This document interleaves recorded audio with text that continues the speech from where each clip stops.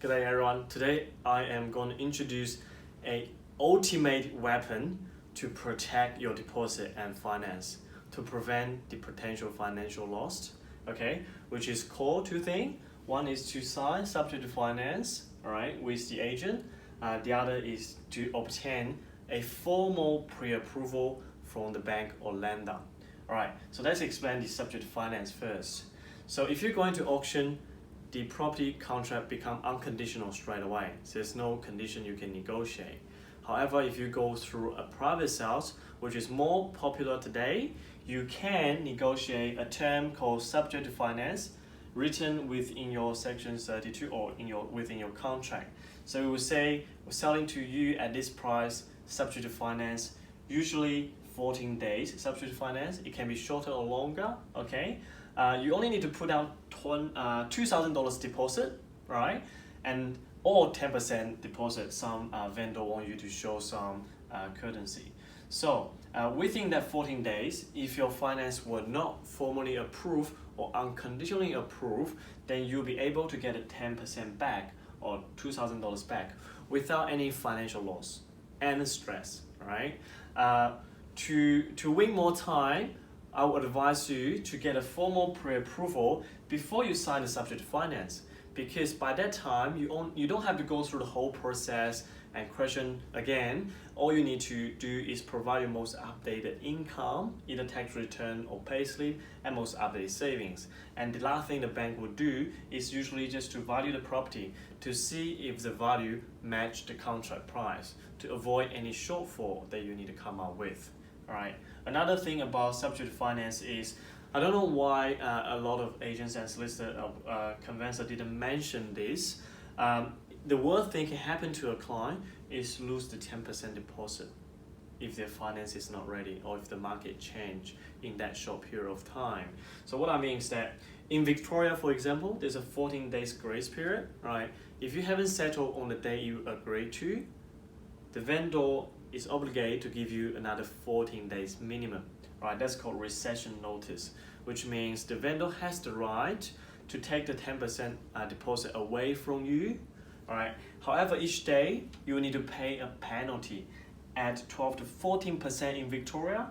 If it's 14%, that means a $600,000 property, you will be paying $230 per day for the penalty, all right, including weekends and public holiday, plus the extra legal cost from your solicitor and from the vendor solicitor. And what's even worse is the legal liability.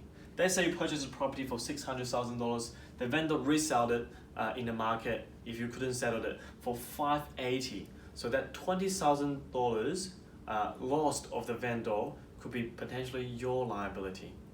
Please treat it seriously. So come back to formal pre-approval.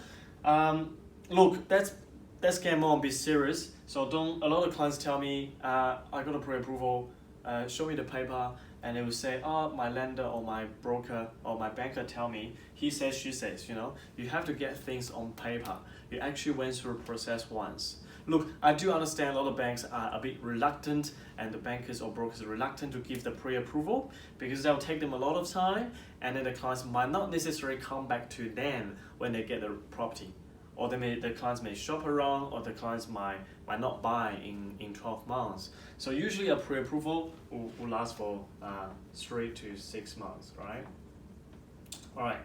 So, and try to avoid systematic approve or auto-approve. There's no manual assessment by an assessor from the head office, right? So it has to be a formally assessed pre-approval, not automatically approved by system, not automatically approved by the branch lending manager, okay?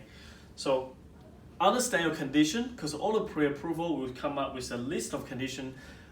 Bank ABC is happy to lend you this much of money. Usually they will not disclose the rate because the rate is not locked or sure yet until you find a property. So understand the condition and make sure your financial situation will not have major change. Let's say, for example, you get a pre-approval, you are in job A. After you purchase a property, you are in job B, which is a different industry, lower base salary. Just make sure the condition will not change. All right. So subject to understand condition. Last thing is the policy change. That is very unlikely to happen for a lot of first home buyer and normal investors. But if you are high value investors, you're doing a lot of niche policy, please make sure you as yourself understand the condition and policy. Do not be dragged on or misled by any other financial advisor. Alright, so here concludes my final piece. Remember, this is an ultimate weapons. Alright, a formal assess pre-approval with paper and written evidence and signed subject finance. If it's commercial property, extend the subject finance day because that will take longer. If you have any question, contact us or your financial advisor. Thank you very much.